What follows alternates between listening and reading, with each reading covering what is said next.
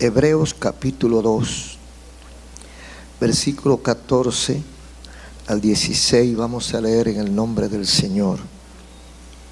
Así que, por cuanto los hijos participaron de carne y sangre, Él también participó de lo mismo, para destruir por medio de la muerte al que tenía el imperio de la muerte, esto es, al diablo, y librar a todos los que por el temor de la muerte estaban durante toda la vida sujetos a servidumbre.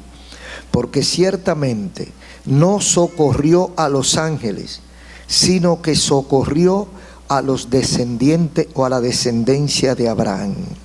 Amén. Pueden acomodarse. Glorificado el nombre de Jesús.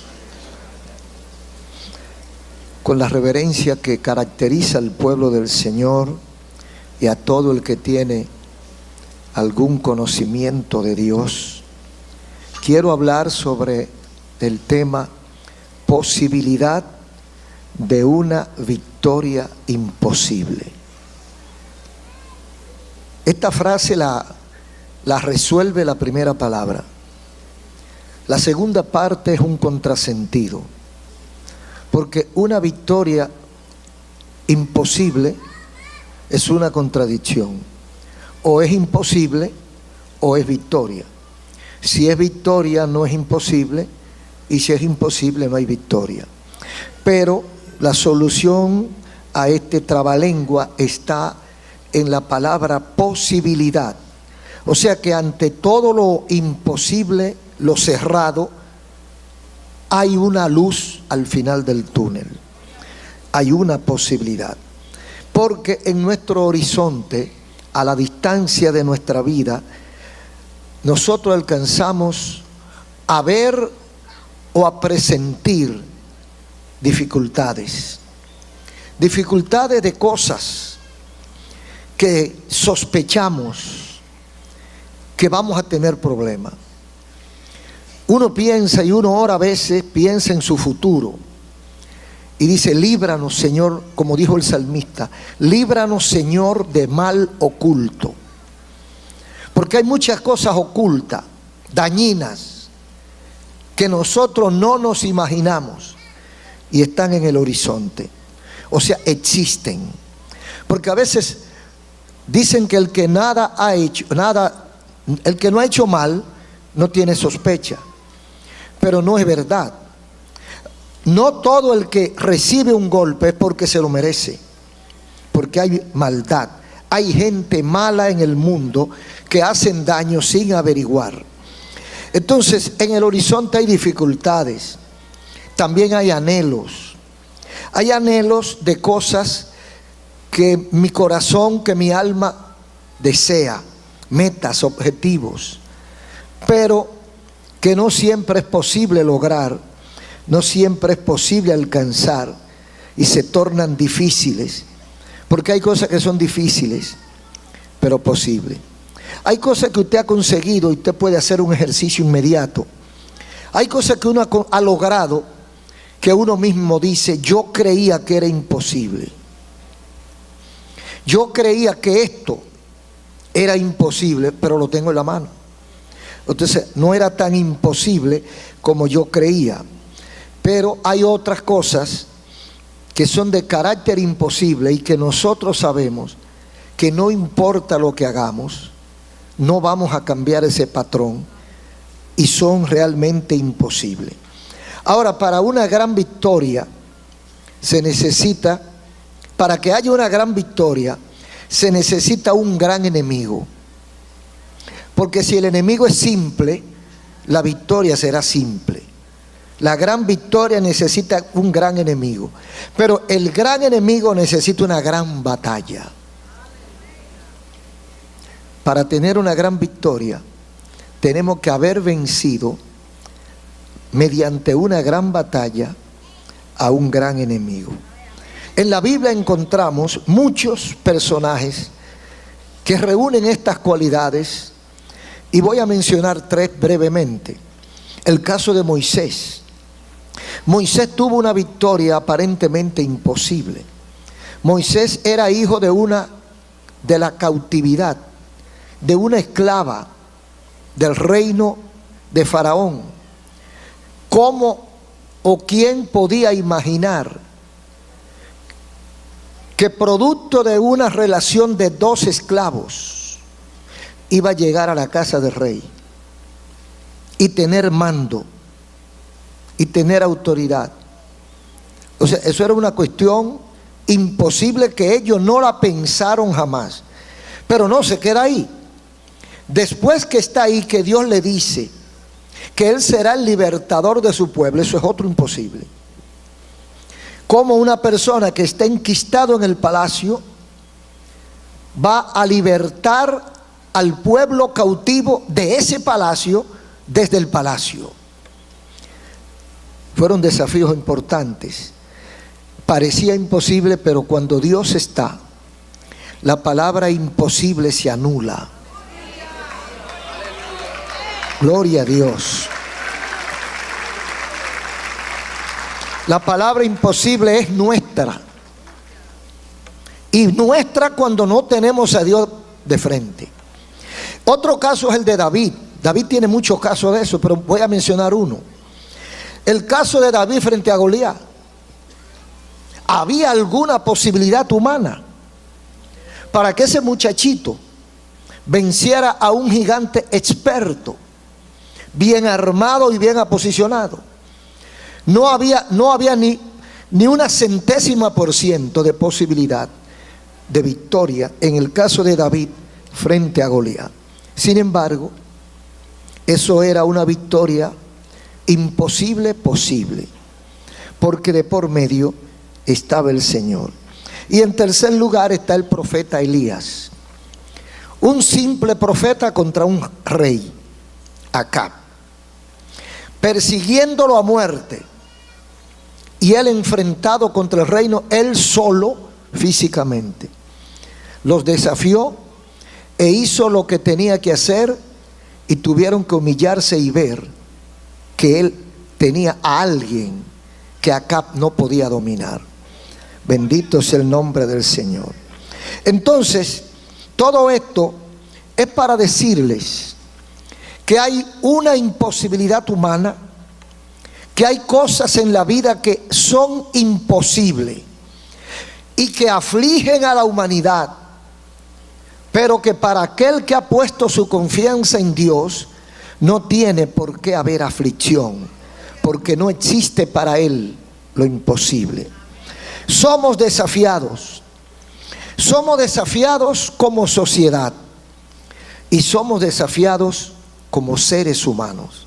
Somos desafiados como sociedad. Fíjese, hambre. La palabra hambre, mucha gente no la conoce y otra gente es esclava de ella. Hay lugares donde mueren miles de personas diariamente por el hambre. Y hay lugares donde la gente come bien y muchos mueren de hambre porque está de por medio la injusticia, está de por medio la maldad, el egoísmo, la avaricia de muchos hombres. Entonces es un desafío el hambre en el mundo. ¿Por qué?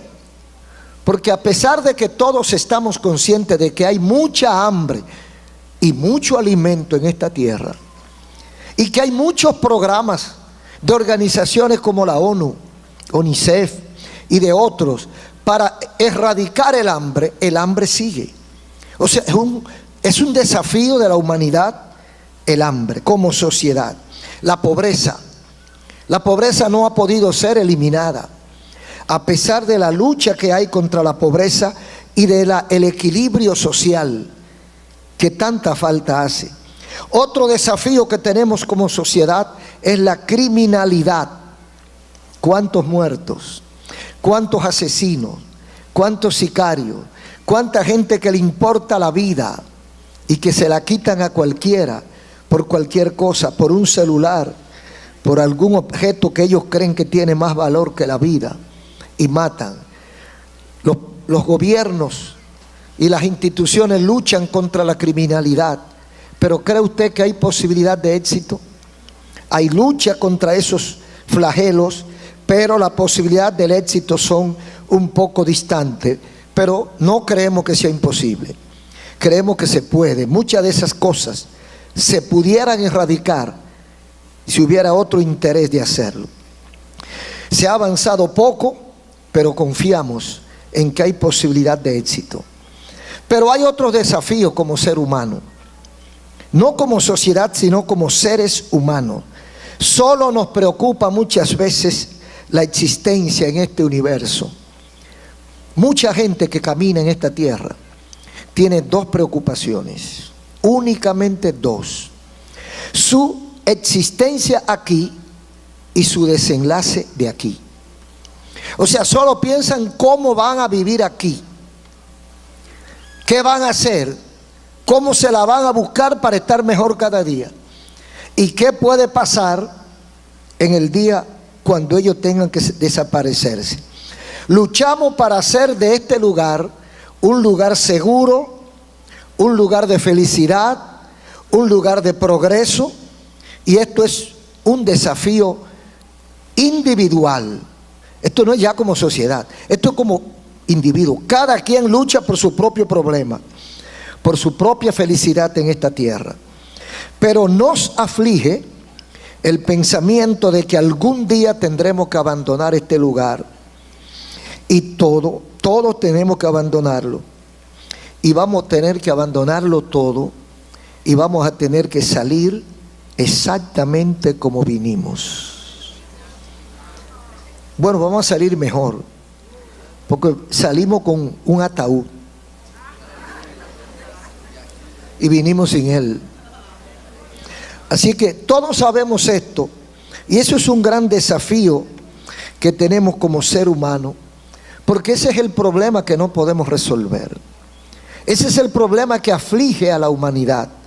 El momento final. ¿Cómo será ese momento final? Entonces de ahí se crea un fantasma que se llama la muerte, el fantasma de la muerte. ¿Por qué decimos esto? Porque la muerte es un agente de dolor y de división entre la gente. No hay nada que duela más que la muerte de un ser querido. No hay nada que divida más que la muerte. La muerte es cruel, mala, inoportuna e injusta. Se lleva a veces a quien no debe llevarse y deja a quien no debe dejar. La muerte viene cuando no la esperan ni la han llamado. A la muerte le importa que usted ame a su hijo para llevárselo. A la muerte le importa que su madre le haga mucha falta. A la muerte le importa dejar una casa descabezada, con hijos huérfanos pequeños que no saben cómo dirigirse y cómo valerse. La muerte es cruel. Solo mencionarla aterra, perturba y angustia. Se nos mete una tristeza cuando uno le dice: mira, te vas a morir. Todo el mundo lo sabe, pero cuando se lo recuerdan, le cae una aflicción. Te vas a morir, te estás muriendo. Lo que tú tienes no aguanta mucho. Eso le quita a uno la comunión, lo turba, le anula el pensamiento. Usted deja de pensar en todo lo demás para pensar en eso. Se le mete como un terror, se espanta, porque no sabe en qué momento lo vienen a buscar. Entonces la muerte tiene unas características especiales, por dos razones. ¿Por qué la muerte aterra? ¿Por qué la muerte aflige? ¿Por qué la muerte angustia? Por dos razones principales. Primero, su realidad. Nadie puede obviar la muerte. Primero, por su realidad, y segundo, por su después. Sabemos que vamos a morir, pero no todo el mundo sabe qué viene después. Entonces, el saber que va a morir lo aterra, Pero mucho peor se pone cuando no tengo respuesta para el después. ¿A dónde iré a parar? ¿Qué será de mí? ¿Qué me pasará? Aleluya. ¿Qué es la muerte? Hay mucha gente que se ha dedicado a pensar, a escribir y a hablar porque le perturba y lo mortifica. Hay un señor, un científico moderno, que creo que está vivo todavía, llamado Robert Lanza. Este científico pensador de la física cuántica y del biocentrismo, él con pocas palabras resume la muerte como una idea que solo existe en la mente. Una idea que solo existe en la mente. Es como una percepción. Y en el fondo, él tiene razón. La muerte no existe. La Biblia no registra la muerte como una realidad real. La Biblia habla de la muerte desde el punto de vista de nosotros. Y nos habla de la muerte como el final, como el terminar de una cosa para trasladarse a otra cosa. Pero para nosotros eso es muerte, y así hay que hablarnos para que entendamos. Yo pienso que la muerte es un fenómeno real que cada día nos asusta. Porque cada vez que usted pasa por el cementerio, usted se va por la Máximo Gómez y antes de llegar a la Pedro Livio Cedeño, usted mira a la derecha y ahí usted ve un campo santo. Usted se va a la Independencia, por al lado del Parque de Independencia, allá, Campo Santo. Usted se va a Cristo Redentor o Campo Santo. Y cada vez que usted pasa por un sitio de eso, usted se le refresca la memoria. Y usted se recuerda que es un fenómeno que ocurre una vez en la vida. Oiga, porque nadie muere dos veces. Eso sería una bendición, morir dos veces. Porque usted tiene la oportunidad de enmendar. Dice, bueno, me porté muy mal en aquella, ahora me voy a portar bien. Bueno, hay una religión por ahí que lo arregla muy bien, los renacentistas. Esa gente lo arregla muy bien, dicen una prolongación de vida, que eso. Y usted va, de mantra en mantra, usted va resolviendo problemas. Bueno, que allá llegue, aquí no pegue. Porque es que hay dos conceptos principales en cuanto a este fenómeno. ¿Qué es el concepto nuestro como mortales? ¿Qué es la muerte para nosotros? El final. El se acabó todo. La vida, o sea, la extinción de la vida. La muerte, la Biblia habla de la muerte. Vamos a hablar de eso. Porque para la mayoría con la muerte termina todo aquí. Y para la Biblia comienza. Mire qué problema. Para nosotros con la muerte termina todo. Al que usted le debía ya no le debe. Usted era enemigo de fulano, ya usted no es enemigo. El hombre carpetoso con la esposa ya no existe. Eso se acabó el problema. O sea, con la muerte se resuelven todos esos problemas, pero comienza otro, dependiendo de lo que hayamos hecho aquí en la vida. Entonces, para la mayoría la muerte es la terminación de todo, y para la Biblia es el comienzo de un nuevo mundo, de una nueva cosa. Los que piensan en esto, piensan en la muerte y están trabajando para destruir la muerte. Sí, se está trabajando y no se dice mucho, pero se está invirtiendo millones y millones de dólares en vencer a la muerte, porque la ciencia está contra la muerte. La misma medicina es para eso. ¿Por qué usted va al médico cuando está enfermo? ¿Usted no se quiere morir? Corre, vete al médico, corre, que te muere. Y porque que nadie quiere morirse. La gente quiere prolongación de vida.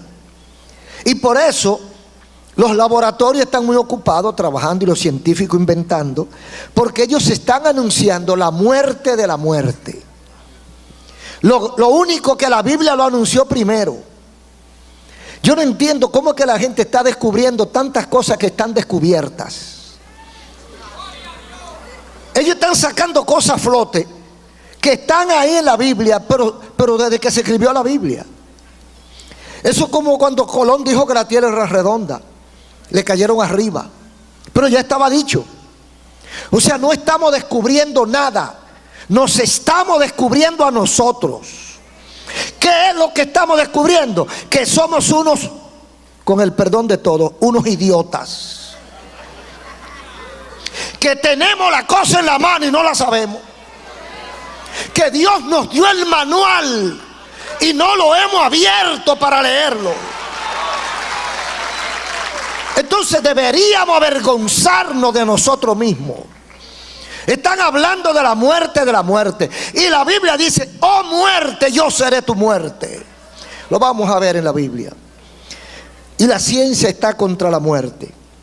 Se anuncia que dentro de unos 25 a 30 años se podrá vencer la muerte a través de renovación de células y de renovación del organismo completo.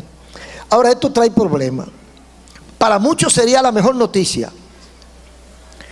Óigame, usted se imagina que Colón anduviera por ahí por la 27 ahora.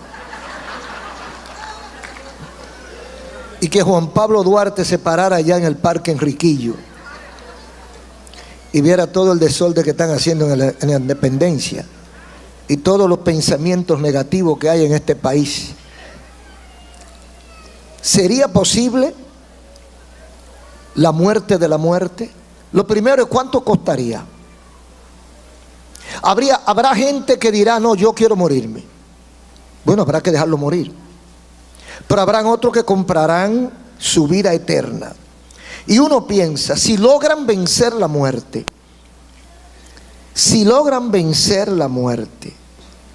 ¿qué viene después? La superpoblación. Usted sabe lo que una persona que no se muere y dura.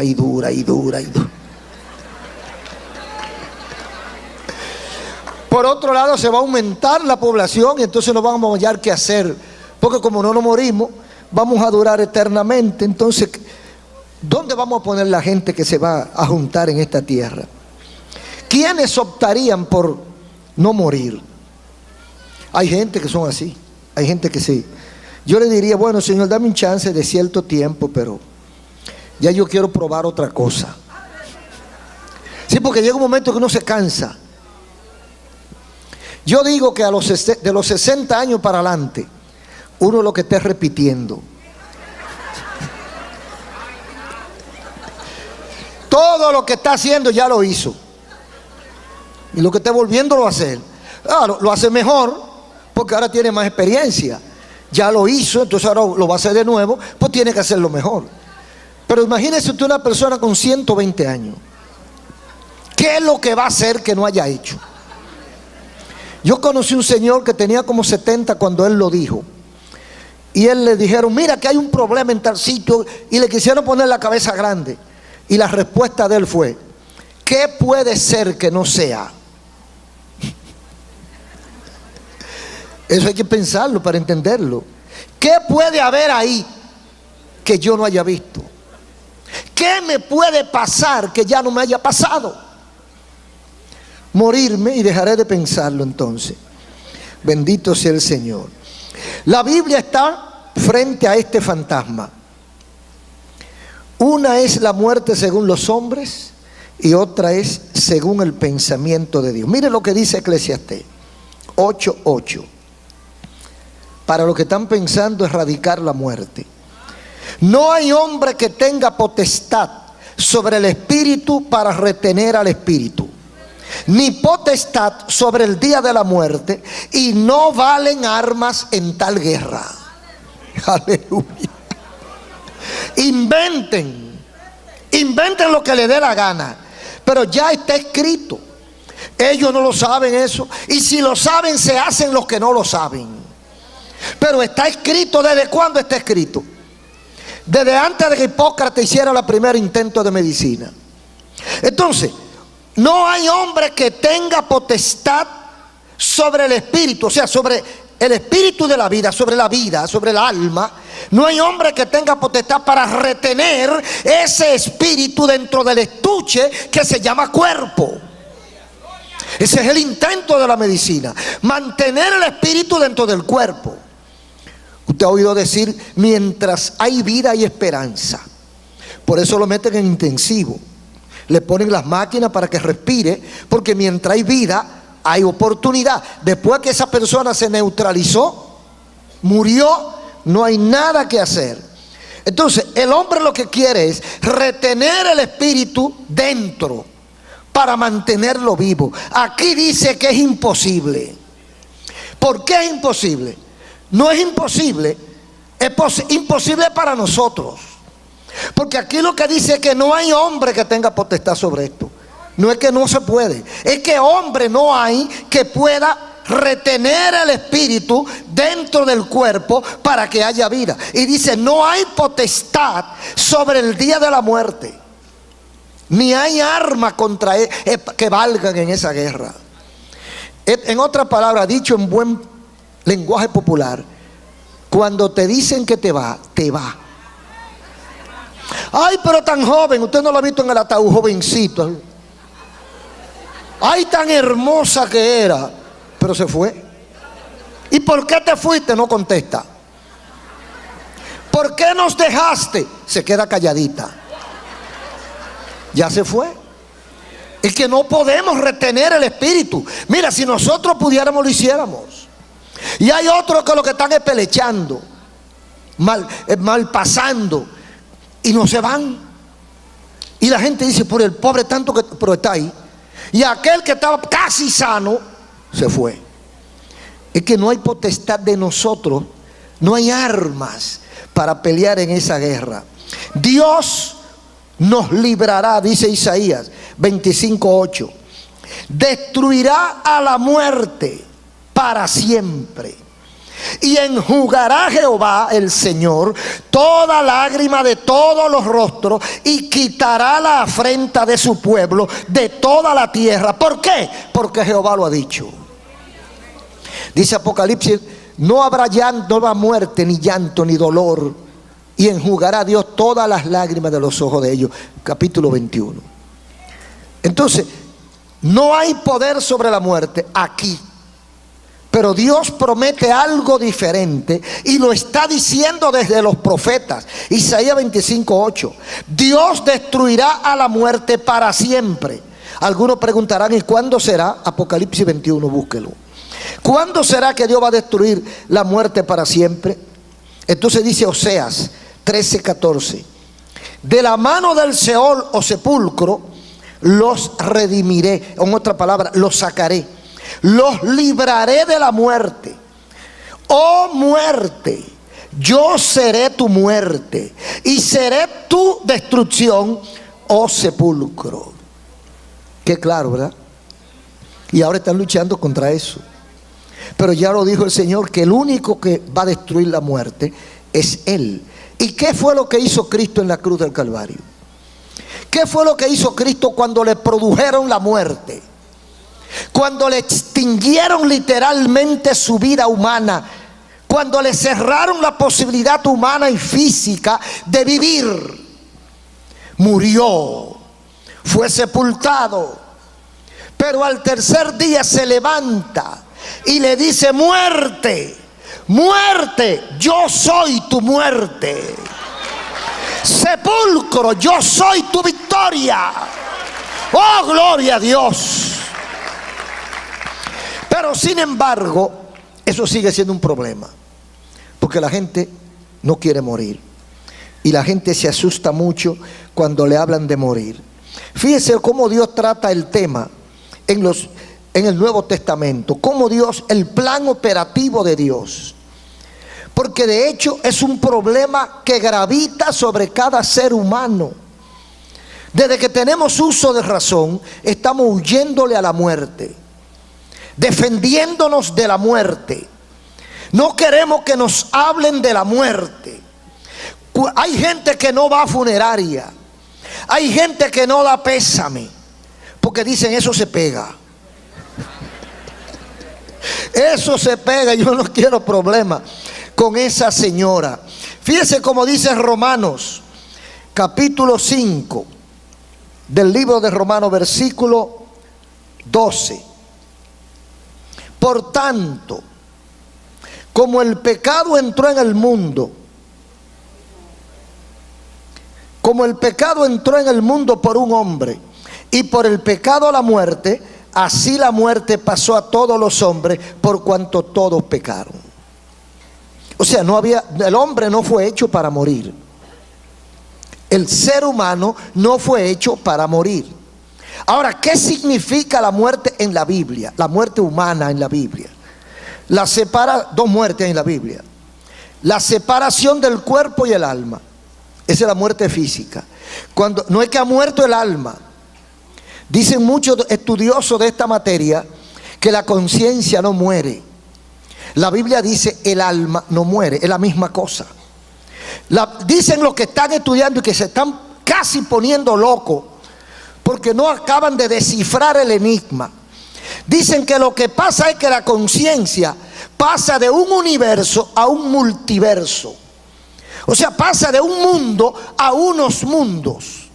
La conciencia perdura, pervive más allá de la imaginación y no desaparecerá nunca. La Biblia habla de que el alma es eterna.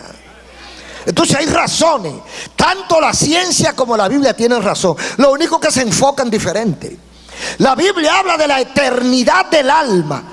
Ahora, esa eternidad del alma, ¿dónde será? Ahí es que está el problema. Porque la eternidad puede ser en un sitio o en el otro. Y la Biblia enseña que hay dos sitios. Y ustedes lo leen en Lucas, creo que 15, cuando habla del rico y Lázaro. Lázaro fue a un sitio y el rico fue a otro. Las dos almas iban a ser eternas. Entonces, para el mundo material, ambos murieron. Para el mundo espiritual, ambos están vivos. Pero uno está vivo en el lago de fuego, en el lugar que lo denomina la Biblia con más facilidad, lugar de tormento. Y el otro está en el lugar de gozo. Pero ambos viviendo. Entonces aquí dice que el pecado entró a este mundo por un hombre. Y por ese hombre, por ese pecado, entra la muerte. En otras palabras, el hombre estaba destinado a no morir, pero el pecado trajo la muerte. ¿Y qué es el pecado? Desobediencia. Vivir de espaldas a Dios. Ser indiferente a Dios. Creerse que es autónomo. Hay gente que cree que son libres. Hay gente que jura que es libre. No hay nadie que sea libre. Usted es esclavo de uno, es esclavo del otro. Ay, ¿por qué hice esto? Bueno, porque te lo indicó quien te guía. ¿Qué es lo que hacemos nosotros cuando entregamos nuestra vida a Cristo? Y lo hacemos sinceramente. Renunciamos al gobierno del mal y nos integramos y acogemos al gobierno del bien. Eso es todo lo que hacemos. Es un salto de un lado al otro. Yo no quiero ya que tú seas mi jefe. Ya yo me cansé de ti, Satanás. Diablo, el Señor te reprenda. Te aborrezco. No te quiero cerca de mi vida.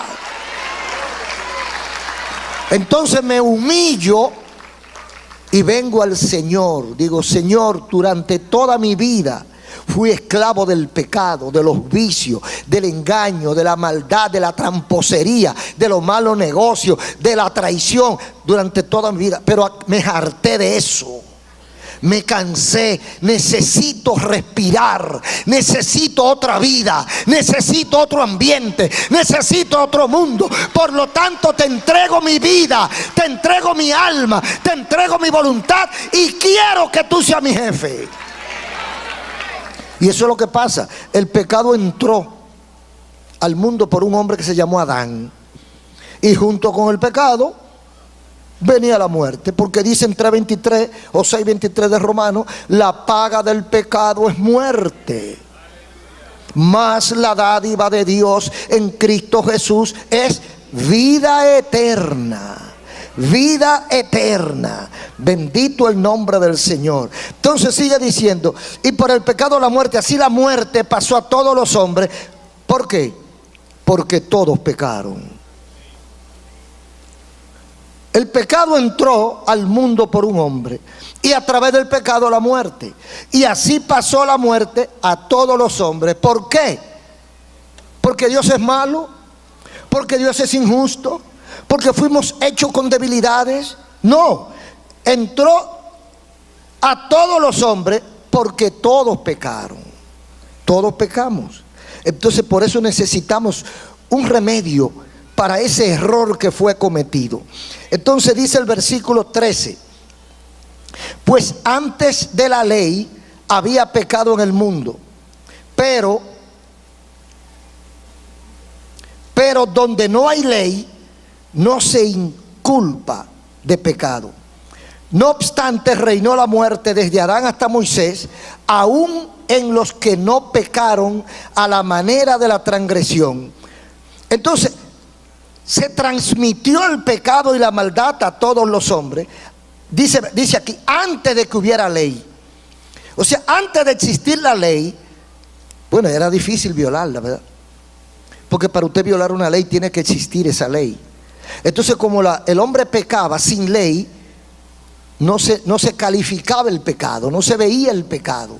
Pero ya, dice Pablo, ya estaban pecando, porque estaban violando y estaban haciendo lo contrario a lo que Dios le había establecido, a lo que Dios le había hecho. Entonces, Dios dice aquí que la manera de resolver el problema es cuando Cristo entra en escena. Todo porque el pecado entró al hombre, al mundo por un hombre también entró la vida, que es Cristo Jesús. Vamos a ver lo que nos dice ahora en Hebreos 2. Así que por cuanto los hijos participan, 12, versículo 12. Hebreos capítulo 2. Así, versículo 14. Así que por cuanto los hijos de carne participaron de carne y sangre, hablando de Cristo, dice, Él también participó de lo mismo, para destruir por medio de la muerte al que tenía el imperio de la muerte, esto es, al diablo, y librar a todos los que por el temor de la muerte estaban durante toda la vida sujetos a servidumbre. O sea, no es raro, no es invento nuestro que le tengamos miedo a la muerte. Es que eso es consecuencia del pecado. Es que eso viene en el paquete. Nosotros lo que somos es instrumento. Dice, así que por cuanto los hijos participaron de carne y sangre, Él, Cristo vino y se humanó. Eso para nosotros entenderlo tenemos que orar, porque son cosas espirituales. Pero Dios se hizo carne, como dice Evangelio de Juan capítulo 1. El verbo se hizo carne, se hizo hombre, se hizo materia, habitó entre nosotros. Algunos muy sabios dirán, ¿y por qué Dios tenía que hacerlo en esa manera? Hay dos razones. Primero, porque de alguna manera tenía que hacerlo. Y segundo, porque Él es soberano y le dio la gana de hacerlo de esa manera. Y tercero, nosotros hay que hablarnos en el lenguaje que nosotros conocemos y con la figura que nosotros conocemos. Si nos hablan el lenguaje celestial, nadie va a entender nada. Si nos dicen lo que está pasando dentro de Júpiter o dentro de Neptuno para allá, yo no voy a entender ni pío.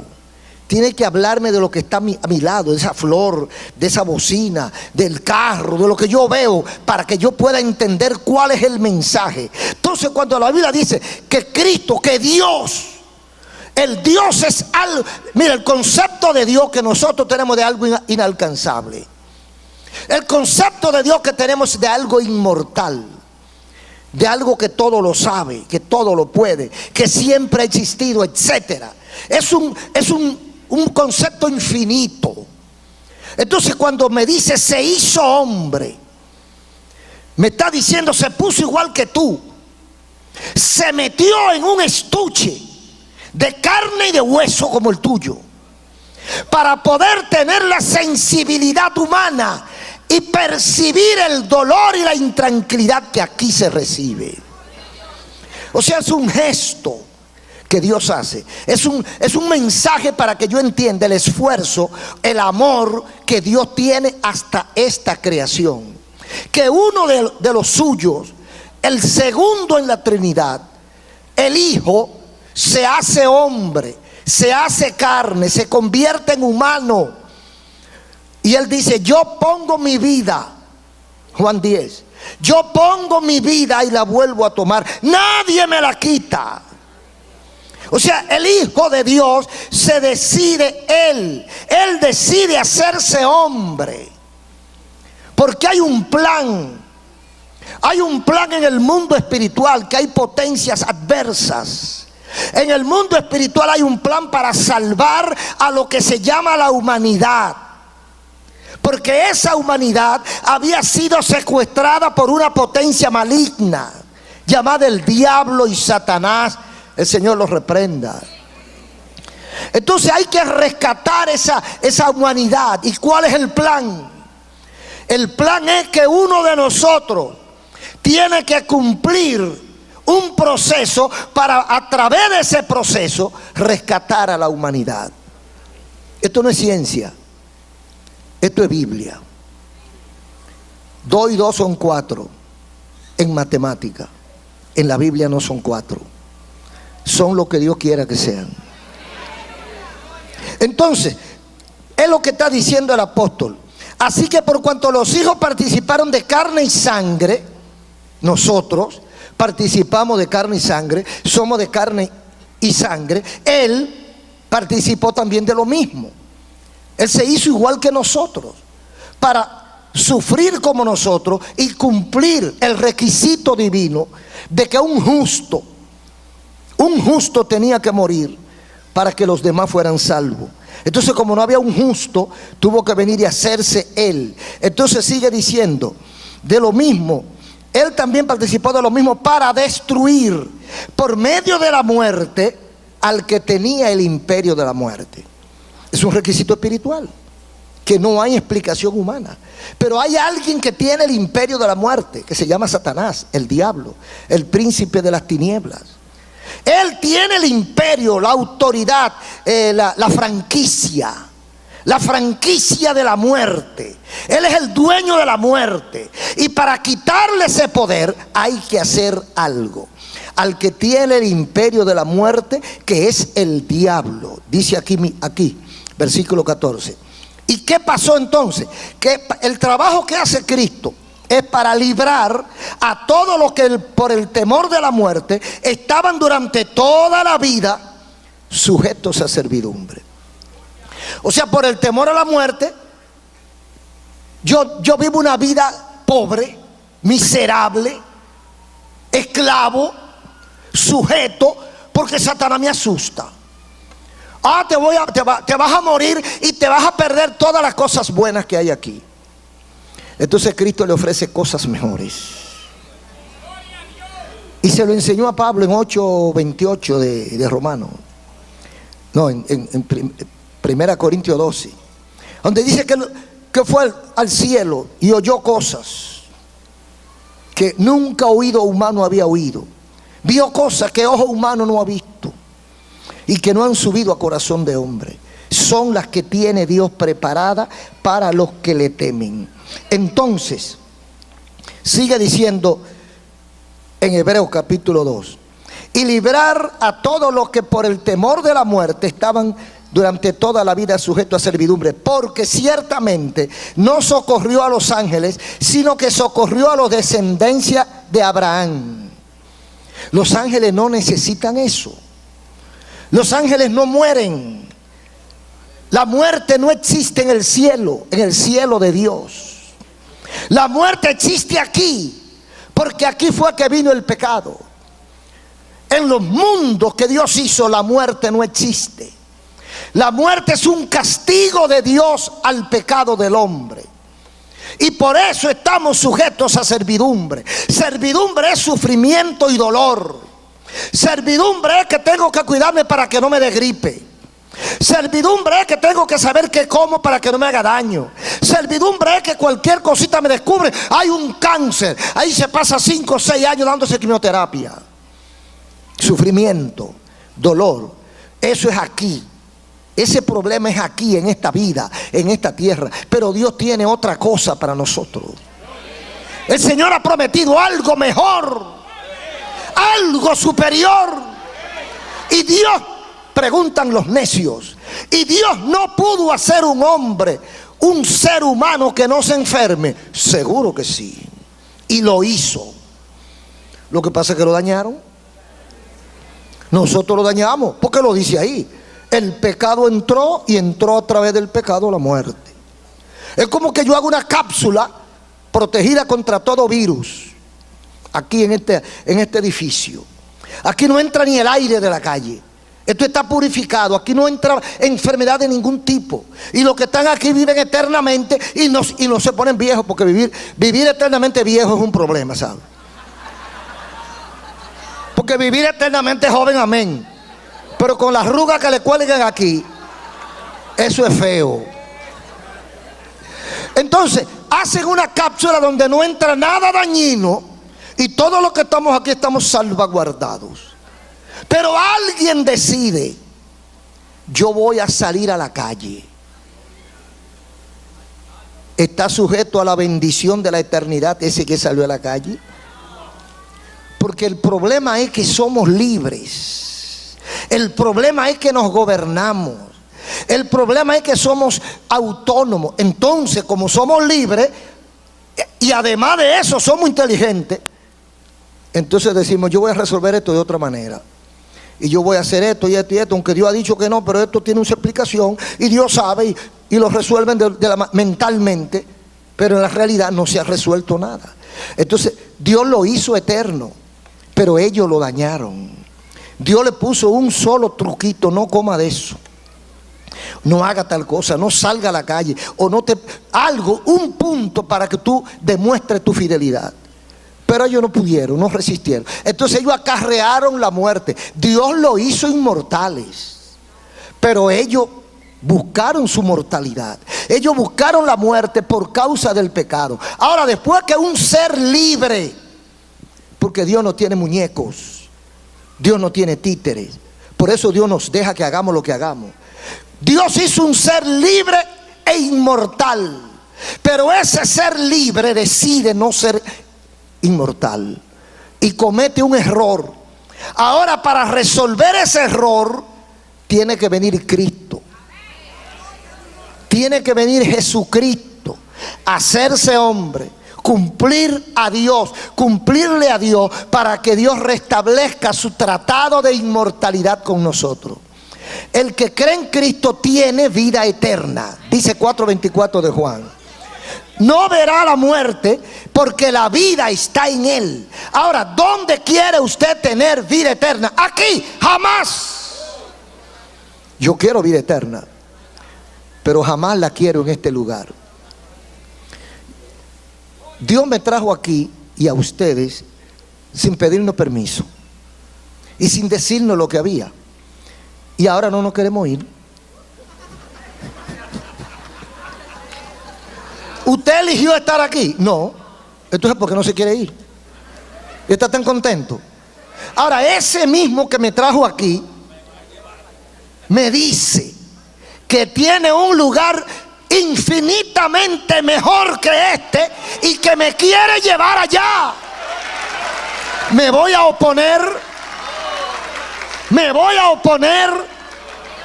Entonces, ¿qué es lo que hago yo? Digo, bueno, Señor, ¿qué es lo que hay que hacer? Como dijo Saulo, ¿qué quiere que haga? Entonces, cuando me dice lo que quiere que haga, yo humildemente voy y lo hago con la esperanza de un día verme en la patria celestial con ese que me lo prometió. Y allí no habrá llanto, ni dolor, ni clamor, porque las primeras cosas pasaron, y he aquí todas son nuevas. Y dice al principio del capítulo 21 de Apocalipsis: veo cielos nuevos y tierra nueva. Cielo nuevo y tierra nueva, en los cuales impera la justicia. Después de esto me mostró todas estas cosas. Vi un cielo nuevo y una tierra nueva, porque el primer cielo y la primera tierra pasaron, y el mar ya no existía más. Y yo, Juan, vi la santa ciudad, la nueva Jerusalén, descender del cielo de Dios, dispuesta como una esposa ataviada para su marido. Y oí una gran voz del cielo que decía: he aquí el tabernáculo de Dios con los hombres, y Él morará con ellos, y ellos serán su pueblo, y Dios mismo estará con ellos como su Dios.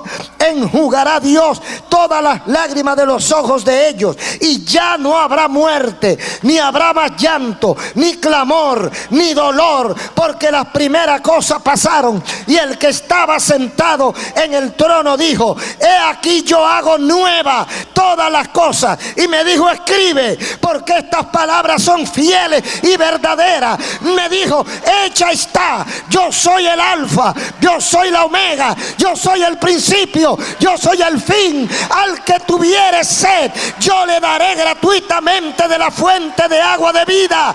El que venciere heredará todas las cosas, y yo seré su Dios, y él será mi hijo. Oh, gloria a su nombre. Póngase de pie y adórelo. Yo seré su Dios, y él será mi hijo. Oh, alabazúara.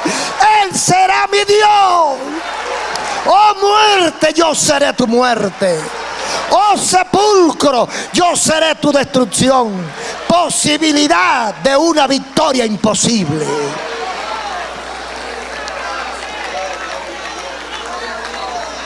Todo lo que hemos creído en Cristo, podemos vencer la muerte. Todo el que no ha creído en Cristo está sujeto a la muerte eterna y a la muerte física. La muerte eterna es la muerte que significa separación permanente de Dios, porque Dios es la vida. Padre, gracias. Muchas gracias por tu palabra.